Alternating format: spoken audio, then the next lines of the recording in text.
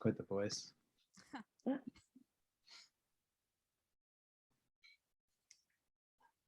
Okay, hello everybody.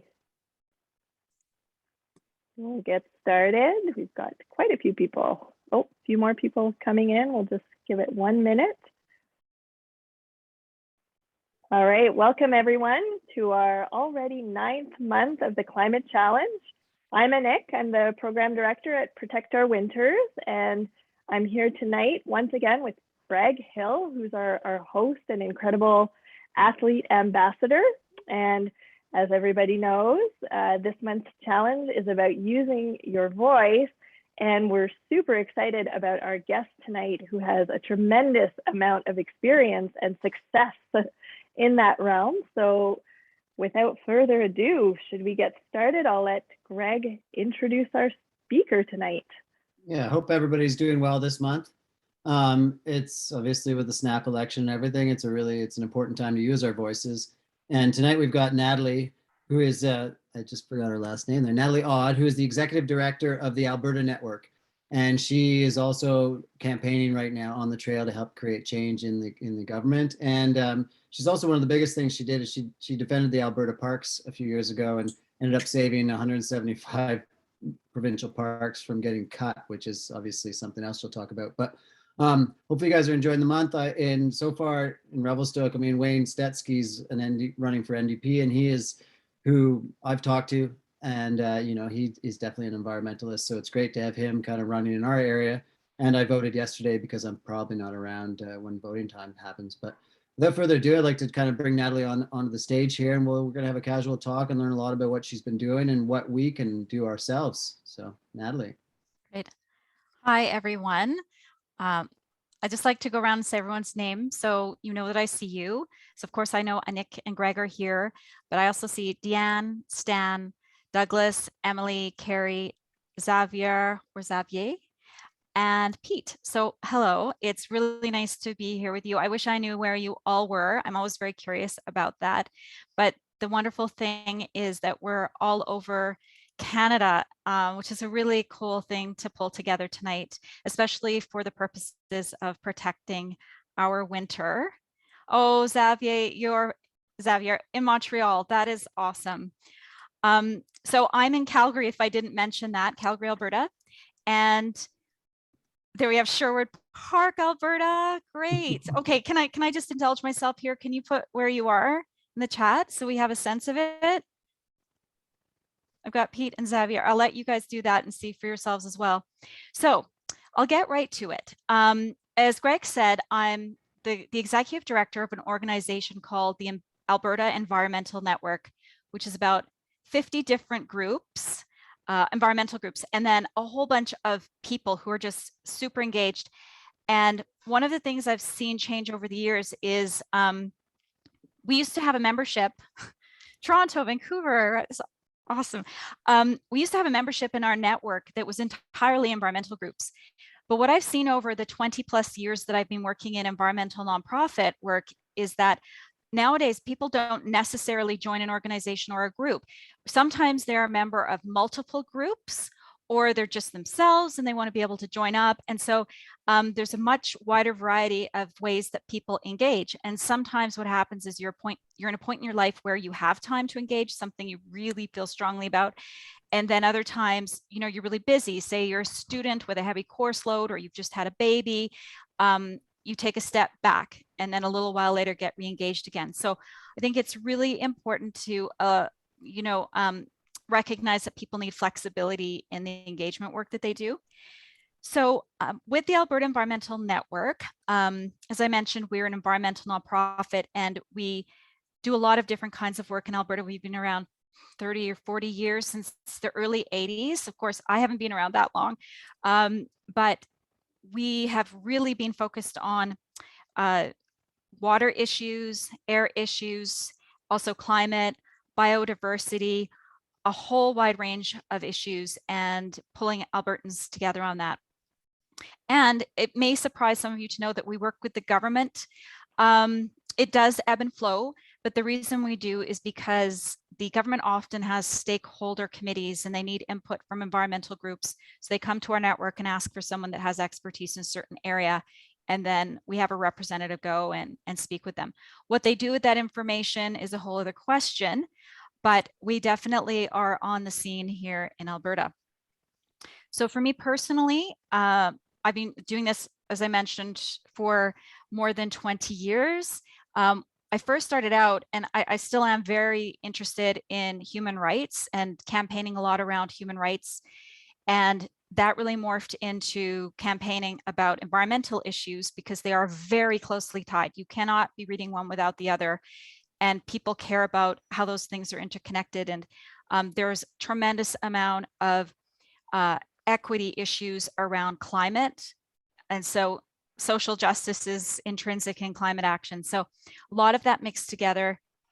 And I just wanted to stay off the bat. I'd like you to think about it, and I hope that we'll get a chance to talk about this in this hour, but about what motivates you. I'm really curious what has motivated each of you to join Protect Our Winters, and what is compelling you and what you are hoping to change or be part, what change you're hoping to be part of. I can say for myself that from the time I was about 17 or 18, that I was very compelled by things that didn't seem right or didn't make sense, or when people were being harmed, things were being wasted. And that evolved into being really concerned about protecting our life support systems, being all of our natural ecosystems that were harming the things that are keeping us alive. And I like to think I'm a critical thinker. I certainly was challenged to be that from my parents, and to look at the root causes of issues and not just the symptoms, which is good in all parts of life. As well, I know we have some Albertans on the call here, Pete and Douglas. I enjoy the outdoors like many Albertans do, especially the Rockies, and love skiing, camping, canoeing, kayaking, and I'm also a huge soccer player, fan, coach. I play soccer as much as I can, so definitely in the outdoors like all of you are. So I'm going to touch on what happened with Defend Alberta Parks, but I first want to say that what you're doing isn't easy. We have very overwhelmed lives if people are studying and working, sometimes doing both of those things, sometimes having more than one job, maybe having young children, family members that you have to help. We can all feel very, very overwhelmed, and it can sometimes be really hard to find time to contribute to causes or be active in the way that you'd like. And that is the truth, and that's how our system is. So I'm not going to say that this is easy to do, but I can see that you're making the effort. And I think the payoff is that if you stick in this, you will meet some fantastic people who are really caring and thoughtful and may well become a new really important social group. So as much as there is work involved, you will start to gravitate towards people who care about the same things as you. And that is a huge positive change in people's lives when they get engaged. So having said that, our system right now is kind of broken in terms of citizen engagement. And the reason I say that is because our governments don't provide really excellent space to listen to what citizens want and to let people share that amongst themselves. In fact, a lot of the times it's downright inaccessible how to take part and speak up about issues. I really highly recommend a book called Tear Down. I don't know if anyone's able to put up a hand because you're kind of blanked out right now, but if anyone in the chat has heard of the book Tear Down, is by a Canadian who examined all of our democratic systems and pointed out a lot of the shortfallings and how a lot of things could be actually changed without too much trouble. So I really recommend the book Tear Down. It'll definitely provoke you. Let me put it that way. So having said that, that's a bit of the background. How did I arrive at Defend Alberta Parks?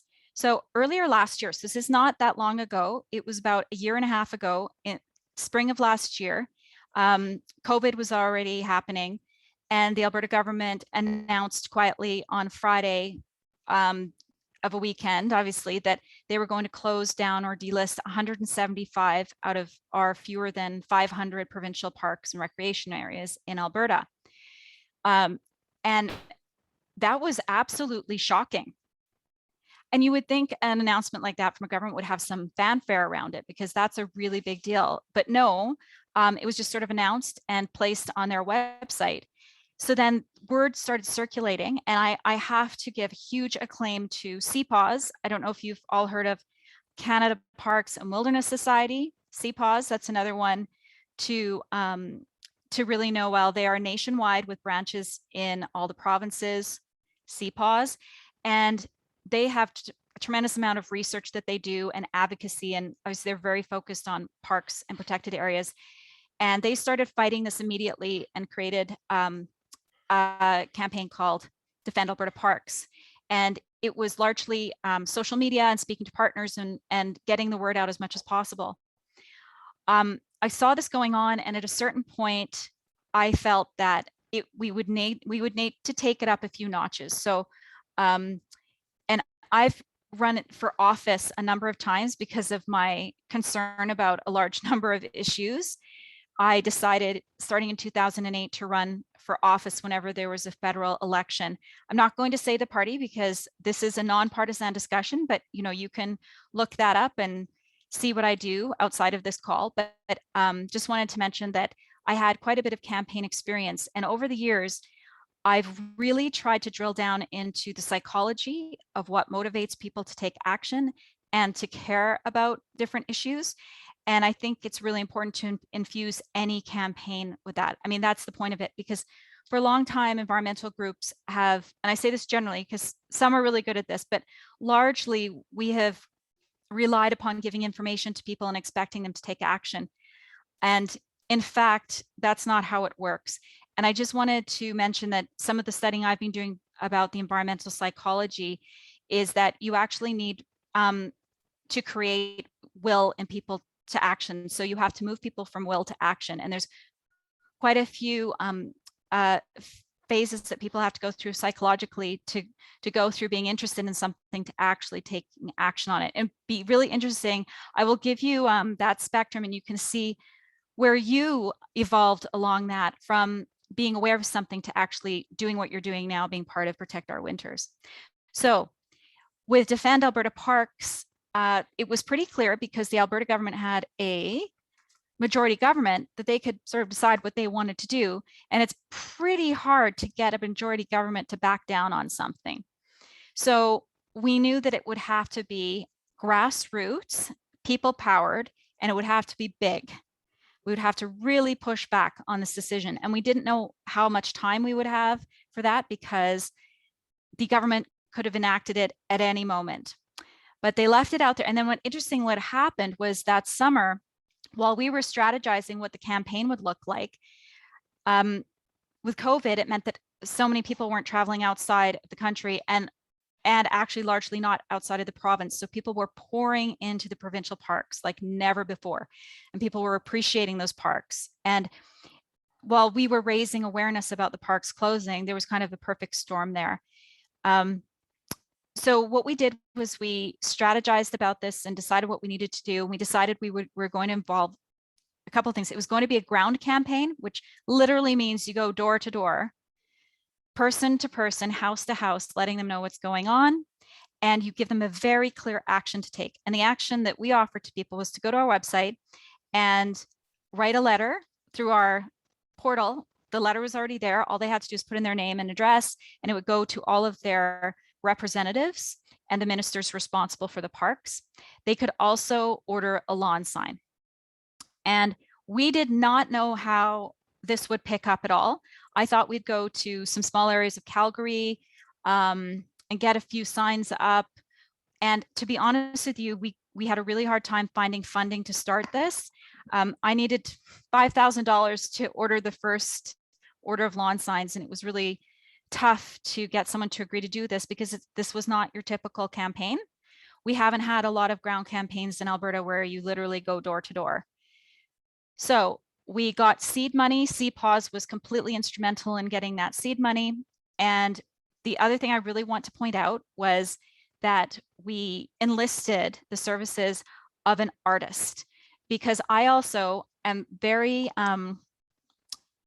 I feel that it is really, really important that every element of a campaign is excellent, including the graphics and the communication. So graphics are really important. You can't just slap a few words on there. You have to think about the words you're using, and they have to be designed beautifully, because they do have to captivate people. It all works together, the words, the way you run your campaign, the aesthetics around it. And if I may say so, because I didn't design the campaign or the lawn sign. I mean, I gave input, and there was a lot of nuances in the sign that anyone in Alberta who's seen the sign will know. The images and symbolism that we embedded in the sign, in the image of Alberta, the colors, the font. It's a gorgeous sign, and people are like proud to have it on their lawn, aside from just supporting what we were trying to achieve, which is to protect the parks, defend the parks.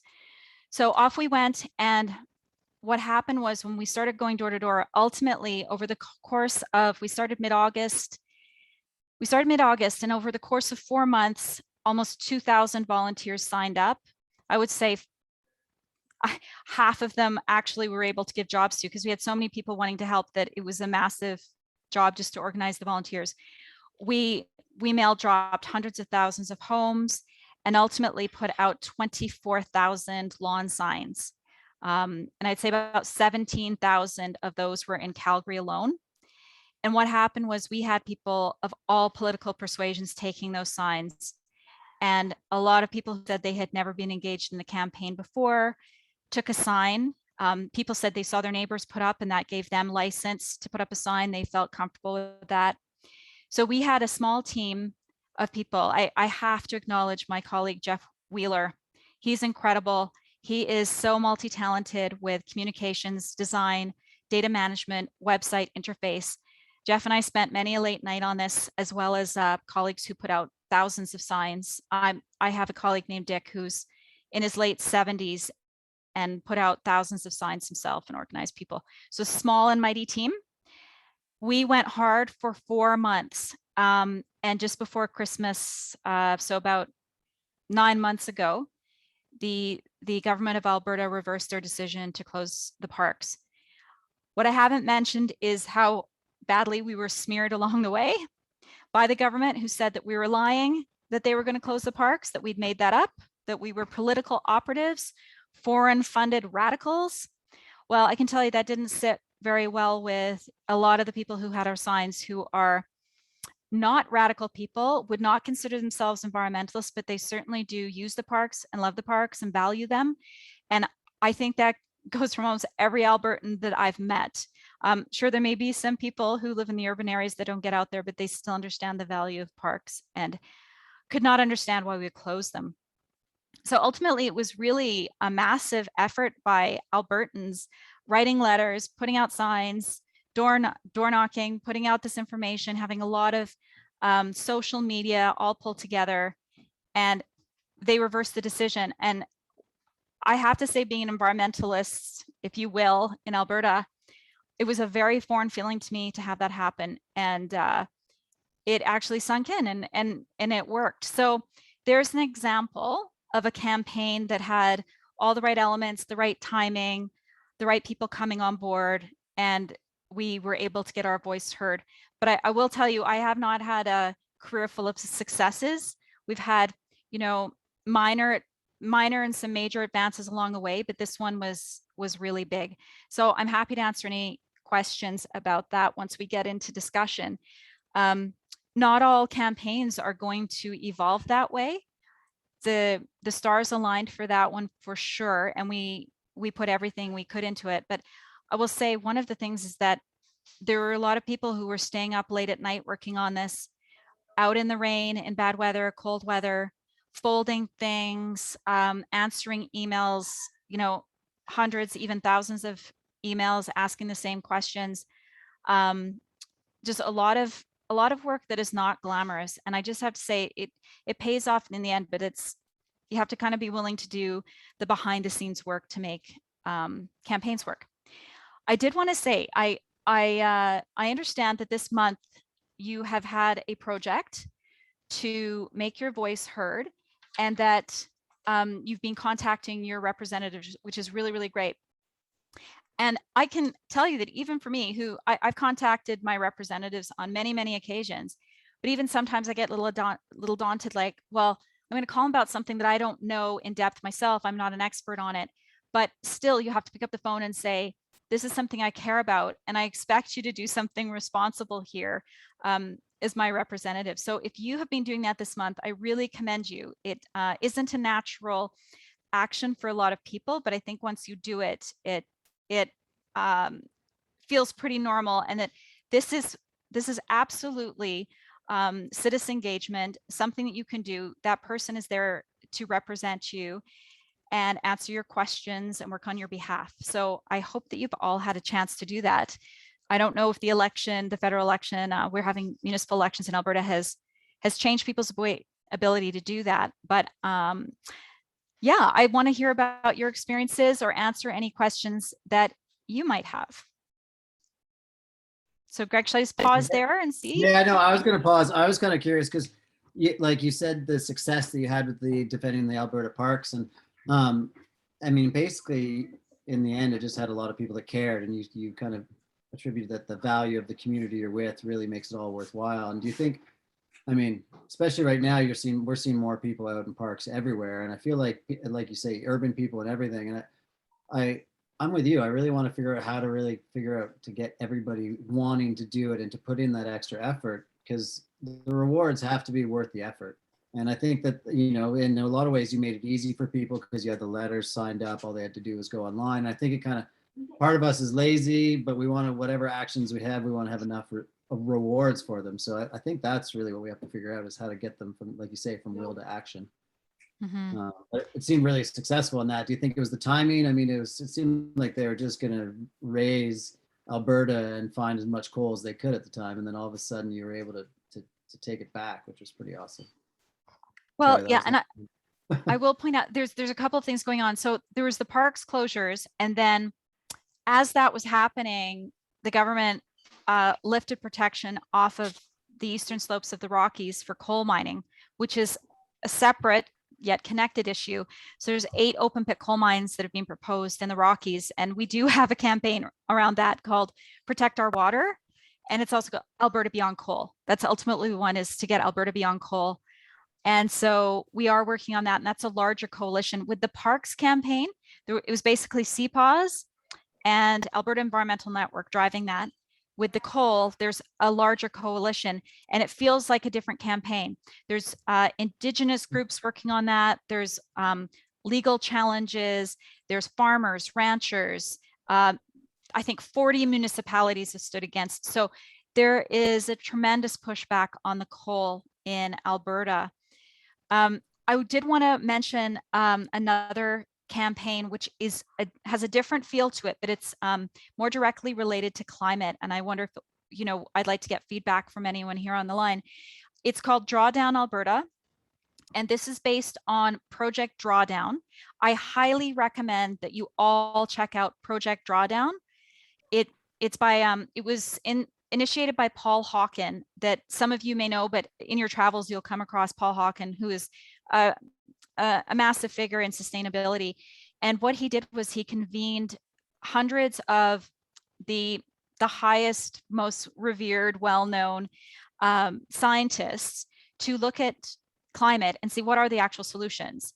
And so they came up with about 200 solutions to combat climate change, and, you know, arrived at the realization that we have all the solutions that we need, and it's for us to enact them. So now there's chapters popping up everywhere that are basically customized, looking at these solutions and seeing what works best locally. So we have Drawdown Alberta, and I invite you to check out, if you're in Alberta, check out Drawdown Alberta.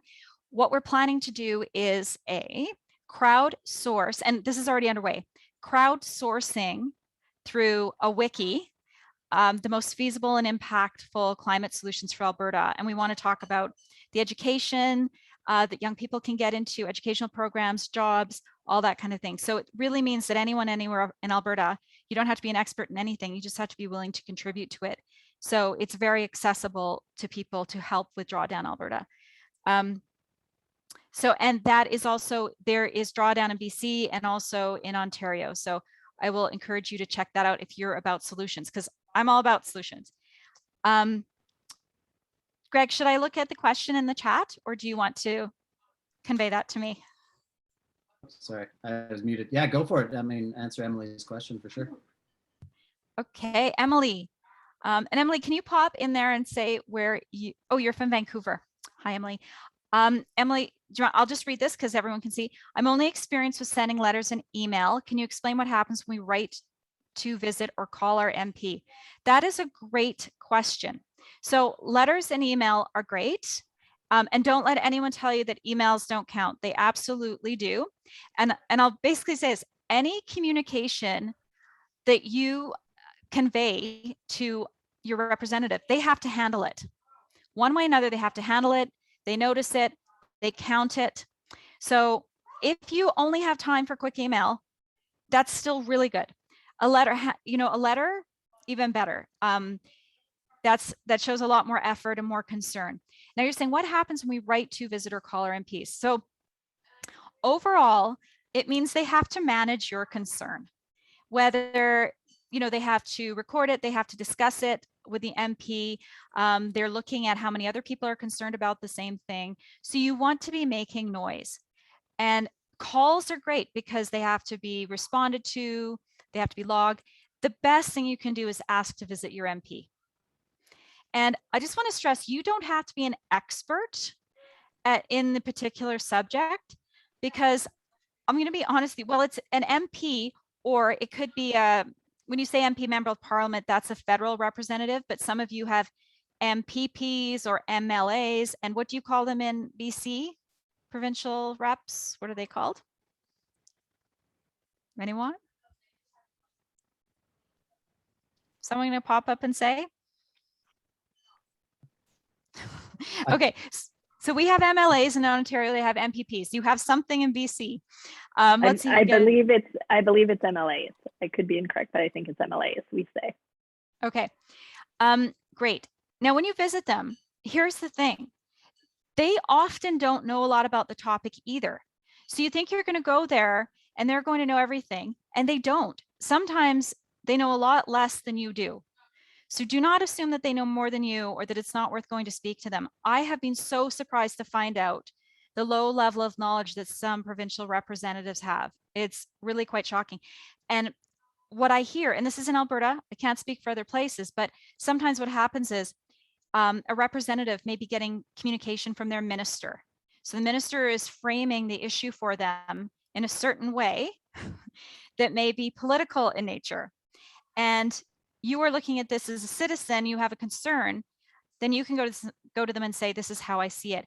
I've had sometimes frustrating discussions with MLAs who assure me that there's no problem at all, that they have been assured by the minister that there's no problem, I shouldn't worry about it. They kind of pat me on the head. And I don't let that stand. I will continue to communicate to them. And if I think they don't have the right information, provide them with the information that they need. And sometimes I have to go to an expert to find it out and then convey it. That information is out there. You don't have to do a master's thesis on these things. The information is usually out there. Someone usually knows what's going on, and you can use that information and provide it to your MP. So I just want to reassure you about going there. If you want to visit, I just want to emphasize, you don't have to have all the answers. Sometimes you can go there and you can say, ask them what they know about this issue, tell them you're concerned about it. And someone mentioned to me today that you can also ask them how you can help them. So it doesn't have to always be adversarial. You can go and say, do you need more information? Can I support you? I think that's a really healthy mindset to have when you go to visit your representative, right? They might need some support. Pete, and I want to know where Pete, I'm going to check it back here where Pete was. Pete from Sherwood Park, Alberta. Pete, what should you do if your MLA refuses to meet or take a call?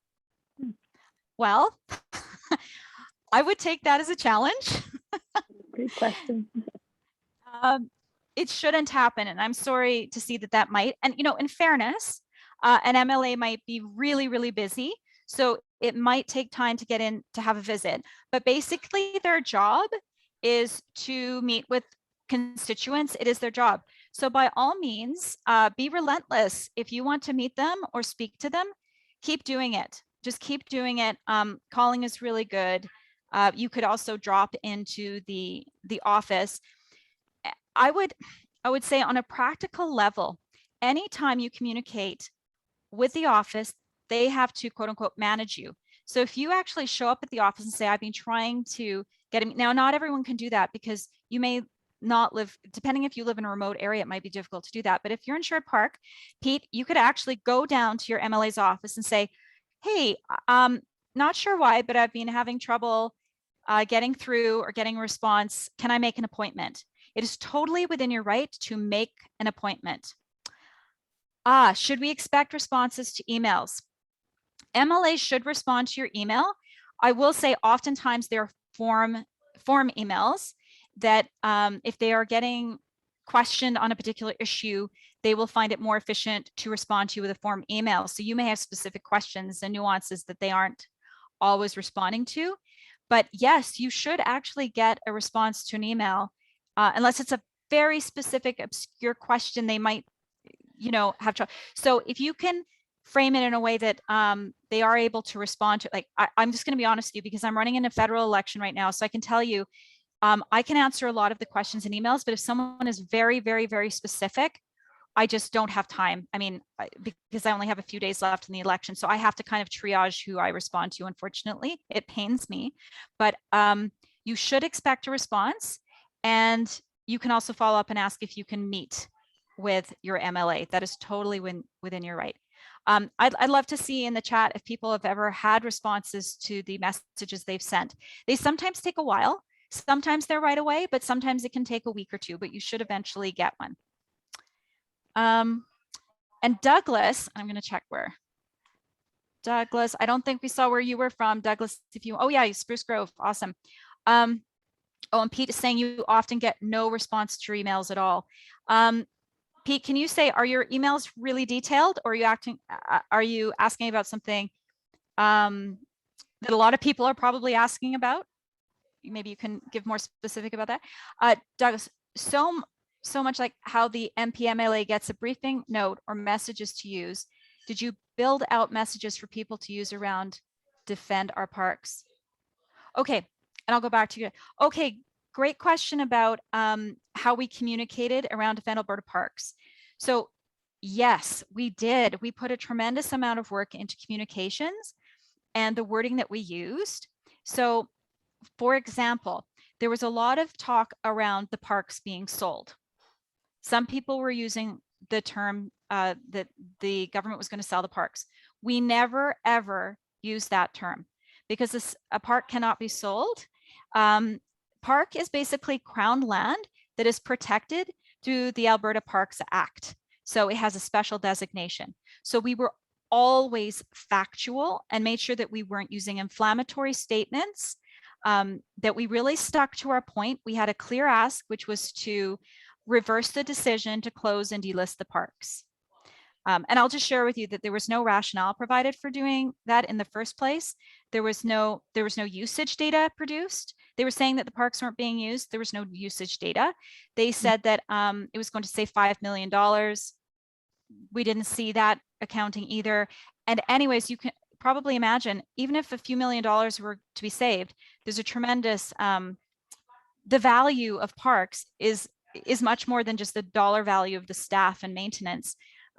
There's a huge value to, I don't need to tell you what the value is because you're all recreationalists. So, but we were very, very careful with our messaging so that anybody could take the sheet that they took door to door and they'd be very comfortable with all of the messaging that we had on the sheet and could speak to that themselves.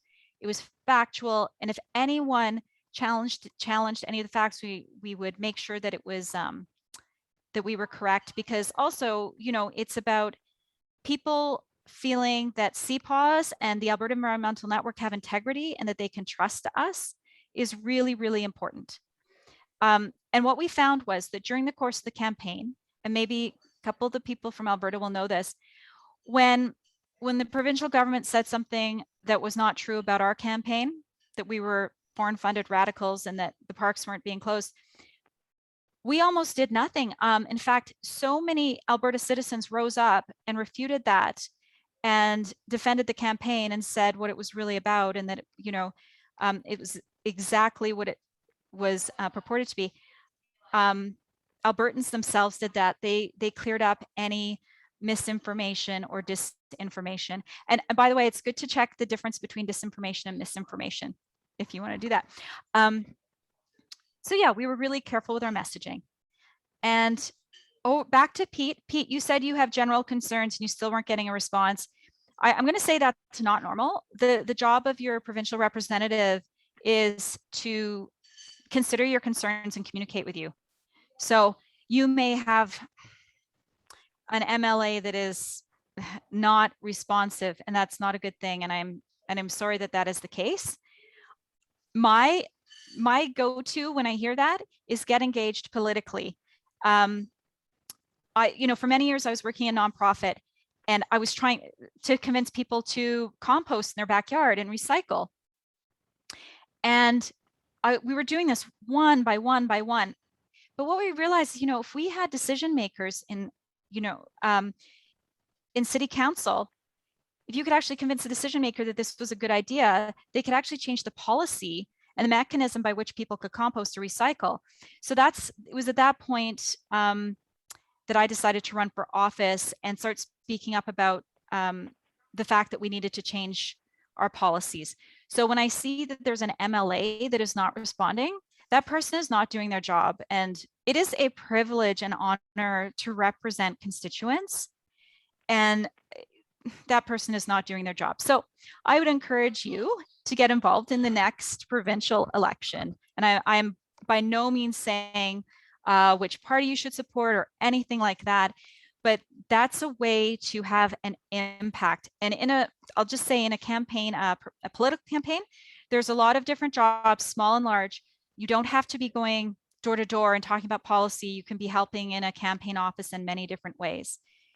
So yeah, don't be shy about that. People have a lot more to offer than they may realize. And political campaigns are a great way to get started. People are so appreciative of help on political campaigns. Rachel, I don't know if I saw where you live. Can you pop that in the chat?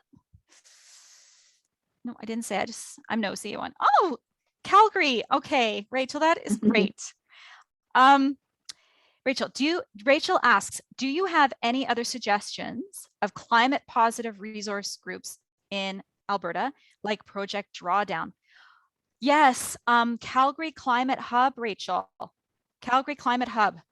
They are fantastic and they are active. I'm very connected with them because our community is very tight. And with Drawdown Alberta, we've been meeting with the Calgary Climate Hub. Drawdown Alberta is really about connecting the groups that are already doing work. So we're not trying to invent something new. We're trying to pull everyone together. And I was just on a call with folks from Climate Hub this morning, and I'll just let you know, they are doing something really cool around the municipal campaign. They just did polling to find out the views of Calgarians on climate, and found that the majority of Calgarians want action on climate. Just like across Canada, Calgary is no different. And they have I Vote for Climate, something along those lines, but they are selling lawn signs for that. So they really want people, when the dust settles, especially from the federal election in a week, they'd really like to see those climate signs go up so that municipal candidates know that climate matters to Calgarians. So Rachel, there is one concrete thing that you could do is jump on board with Calgary Climate Hub and help them out with those signs. I'm going to be doing that after the federal election myself. And by the way, I'm going to pop my email address in the chat right now in case any of you want to follow up with me. Yes, if those who aren't in Calgary might not know how active Calgary is with climate, but I really need to acknowledge Edmonton. Edmonton has a really active non-government environmental sector too. We're trying to keep up with them in Calgary. So.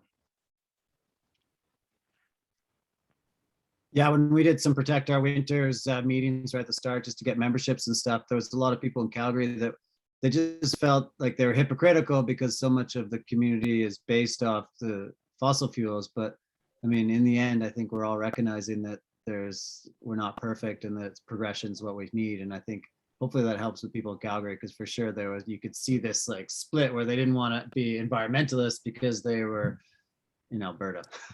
Yeah, it is shifting, Greg. It's a really good point. And I have sort of a unique vantage point because I first started running in 2008 and now it's 2021. And so I've seen a shift between over those 13 years that people don't feel like those are mutually exclusive, that you can care about climate and be working in an oil and gas company, because we have about until 2030 to transition. We got to move quickly, but it's not overnight. I always remind people it's not overnight. We have to do it quickly and thoughtfully. But I find that younger people in Calgary don't expect to spend their career in the oil patch. They don't expect to do that. They may be in it right now, but they are realistic that they're not going to be spending their career in the oil patch. And I just want to say, if you look at Project Drawdown, there's a lot of areas where there are climate solutions, and energy is a really big one. Electricity, transportation, but it's also about agriculture, land use. It's also about how we build our buildings and industry. We are going to have to create new materials. So there's a lot of different areas that people can be working in aside from energy. So I don't want to pin it all on the people working in energy, right? There's a lot of other work to be done in other areas as well. Oh, another. Stan. Okay, Stan, did you say where you're from? So nosy. Stan in Toronto. Great. Stan, okay, Stan is making a comment. Apart from federal and provincial government, I think it's also productive to engage with municipal reps. From my experience, it's easier to get a hold of someone, and there are lots of important local climate solutions. Absolutely. A lot is happening in terms of climate on a municipal level. And that's why I was encouraging Rachel to get involved with the Calgary Climate Hub, because we have municipal elections coming up and we want to encourage people to support candidates that care about climate and will take action on climate. So absolutely right to comment that there's municipal, provincial, and federal. Absolutely. Yeah, I have a follow-up question on that. It was really interesting to understand when you were saying the responsibilities of your MLA. I wonder if there's even a somewhere where you can actually find out what their responsibility to you as a citizen is. That'd be some really unique information to have. But how do you decide which level of government that you would want to write your letter to, or is there sort of an easy way to decipher if this is a municipal issue, it's provincial, it's all of the above, and who you should actually talk to first? So different governments have jurisdiction on different issues. And so as Stan pointed out, some things are happening on a municipal level. For example, building codes are provincial, right? And then municipalities use the building code. So we would love to revamp building codes nationwide. We'd love to have some great standard nationally, but that is a provincial purview. But municipalities have a say in that too. And I think you just have to look at the issue and do a bit of research. I mean, honestly, with the internet, I have had to speak on issues that I don't know a lot about sometimes, but people look to me because of my role. And so I go on the internet and I do hours of research, figure it out. There's usually someone that's already started working on it, and sometimes for years at a time. They're really in depth. It's so easy to, I find that people who, for lack of a better term, go down the rabbit hole a bit with some issues, and thank God they are doing that. We need people to go deep on these issues. And so if you can locate that person, find them. Normally they are extremely generous and forthcoming with providing information and sources, and you can feel like quite informed speaking to the issue. And if you have a gap in your knowledge, there is nothing wrong with that. You can say, I don't know the answer to that. I'm going to go find it out. But I would say just research it and see where your levers are in terms of municipal, provincial, or federal. They are fairly cut and dry what the cities and provinces and the federal government will have some control over. But having said that, I just will say, and this is really coming up with the federal election right now, there are issues that are under provincial purview, such as housing, childcare, resource development, to name a few, health. I mean, health with the opioid crisis and whatnot. There's a lot of people looking to the federal government to have national strategies to address these issues. And it would be a really good idea for us to work together nationally and for the federal government to cooperate with the provincial government and municipal governments. And for climate change, we need that. We need to be working together on all those different levels with Indigenous partners as well. So we have to be working across jurisdictions and across political parties to do this. I don't know if that answered your question, but basically you have to roll up your sleeves and do a little research. No, it just speaks to, yeah, exactly. The steps you need to take beyond just writing letters is really understanding, which level of government the issue sits with. And sometimes it's all, like you said, it's all three, sometimes it's shared. So thank you. Mm-hmm. Natalie, I'd love to know a little bit more about the psychology of why care. If you said you've spent a bunch of time looking into that, I think that's also really important. I think so far you've taken away some of my fear of contacting government agencies and people because I've always been a little apolitical and be like, oh, I don't know, but you definitely made it seem like it's a lot simpler, which is great. But yeah, I'd love to hear just a little bit on your thoughts on why care about the environment. Okay. And I just want to reiterate, they work for you. All those Yeah. people represent, they work for you. They're supposed to be sitting by their phone waiting for your call. So just remember that. Don't be shy. But it sounds like some of you are already doing it, and that's really great. So the psychology behind this and the motivation, is that really what you're getting at, Greg? Like what gets people to... Exactly. Like I kind of feel like there's like three pillars or whatever. Maybe it's social or an emotional rewards. I'm not sure. I'm just curious to hear what your thoughts are on it. Because Okay. How do we get more people engaged? We're engaged people, but how do we get our partners to be engaged or our friends? And Yeah. So this is why I was really hoping to be able to hear from those here. And maybe I can ask a question and people can put it in the chat. I wish I could see all of your faces. So I was going to say anyone is welcome to turn on their camera and speak. Just know that we're recording the session, but please feel free to turn on video and mics as well. Great. So I'll start out by saying that I'm a person, like if it doesn't feel fair or right, I get really incensed and provoked and I want to do something about it. And especially if it means someone is harming someone or damaging the ecology, I sort of want to figure out the solution. And I'm curious if any other people have that feeling as well, and what has brought you to protect our winters. Nick, did you want to say?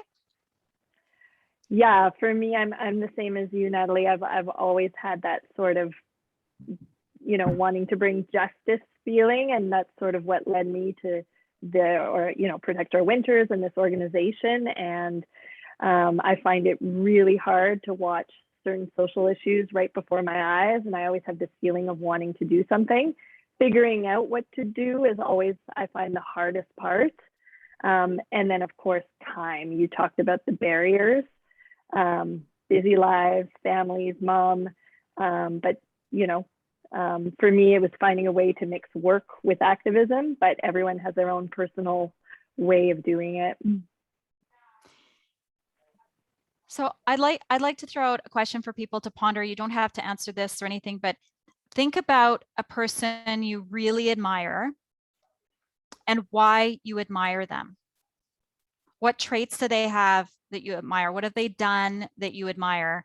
And is that something you aspire to? So think about who you admire. Of course, I'm super curious who you guys admire. But I think that's one way to get direction, because the people you admire often have sort of gone out on a limb and risks themselves in some way to do something or achieve something. And that could even be an athlete. Like I sort of find parallels with some of this activist work, which is, you know, a lot of it's behind the scenes, and it's tedious and it's not glamorous. And sometimes we get a victory, or we advance, or we get a win, and then we really celebrate. And I think it can be with athletics too. You know, you have to be training and eating correctly, and maybe not staying up late and drinking beer, and all these things over a really long period of time. And then eventually you get a payoff from it. So people do get driven to work really hard to achieve something. And it's just that this is for activism. The motivation, I wanted to just talk a little bit about will to action. And this has been studied, that if you can give someone some information, that is a starting point. And I think everyone here, Xavier, can you say why? What are the traits that Greg has that you admire? And I wonder if you're kidding, because you're a friend of Xavier's and you like ski with him or something, but can you tell me the traits you admire in Greg, please? Thank you. If you can put those in there. Yeah, Pardon? I can talk about it. I mean, Oh, great. Yes.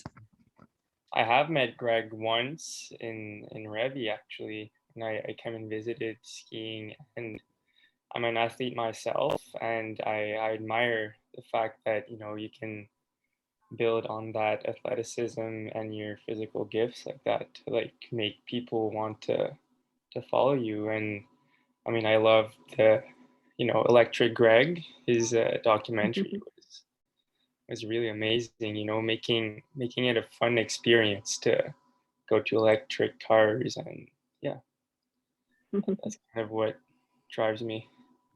It's pretty fun. Exactly. Yeah, sure. But I mean, that's what I've been trying to share, is that there's emotional value to change and doing better. And that's what I've kind of, it sounds like that's what you kind of got from my movie too, is that it is. I mean, we have to, something has to feel good to want to do it. Even though it's hard, there has to be some good reward at the end. And I think for this, I mean, especially what you were also saying, Natalie, is that community. And it is, all of a sudden you're part of this better community of people trying to be better. And yeah, I mean, those are the rewards for sure. And it's something bigger than yourself. It's outside yourself. It gets you out of being self-focused into something bigger. And it does feel really good to do that when you have a positive experience. And I just want to say really quickly with will to action, people can have information and know about something, but to be really compelling them to action, they have to form an opinion about it and actually care about it and feel that it's urgent. So there's these other things beyond information. It's caring, having an opinion, feel it's urgent, it affects them. So there's all those other things when you're having a conversation with people. Douglas saying, another thing to remember is that anyone can run and Really get elected. There's nothing special to an MP or MLA. They come from our communities. Exactly. They just have a different kind of job with a really strange job application process. That is so true, Douglas, so true. It is. I'm in a 13-year job application process right now. Don't be intimidated by the mystique of the title of your writing, calling, visiting. Yes, throw off the mystique. I love that. I love that. Does anyone else want to say someone they admire or something else that has come up for them in the course of this talk?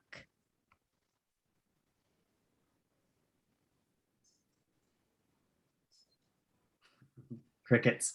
Well, sometimes we have to just wait a few more seconds for someone to not be shy about it. Okay, I'll speak up. Yay! You caught one. Mine's maybe a little cheesy, but I really admire my partner.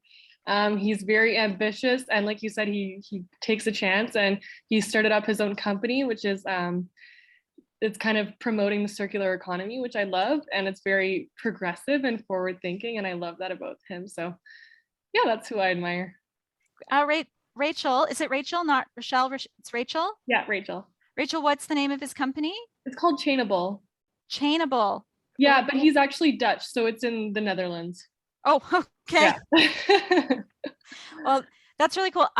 It's a really great thing to think about people you admire and why, because really very few people say that they admire people because they have a lot of Instagram followers or nice shoes. Those aren't really reasons we admire people.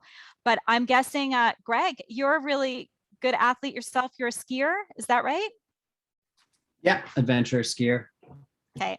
Well, I'm going to check you out, Greg. He did mention Electric Greg. It's kind of a movie that compiled my life goals and then eventually transitioning into trying to be a bit of a better earth dweller. Wonderful. I'm going to check that out.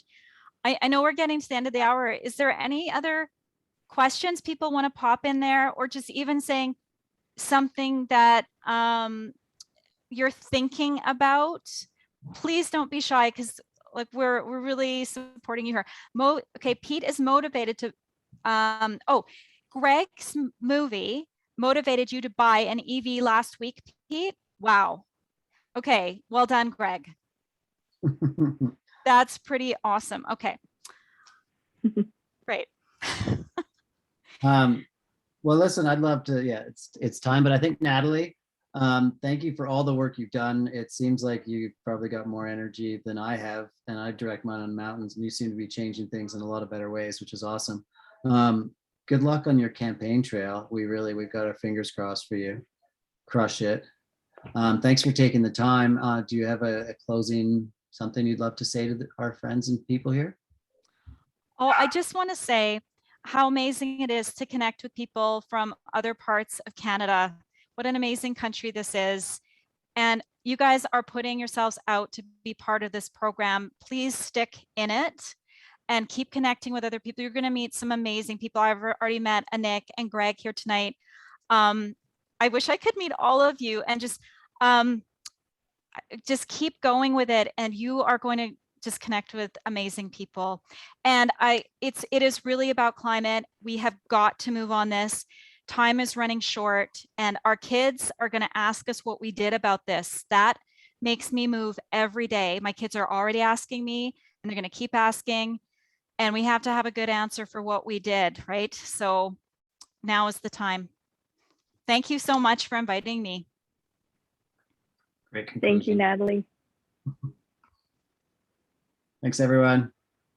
All right. Well, thank you, everyone, for tuning in. We look forward to seeing you on the next one. And Natalie, that was incredibly inspiring, and really showed us that it doesn't take much to put yourself out there. You know, just little steps, and yeah, you don't need to, as Douglas said, you don't need to be a superstar genius. The MLAs are just people like you, and I thought that was really good messaging for us to remember. Thank you, and thank you to everyone. Have a good evening. Good night.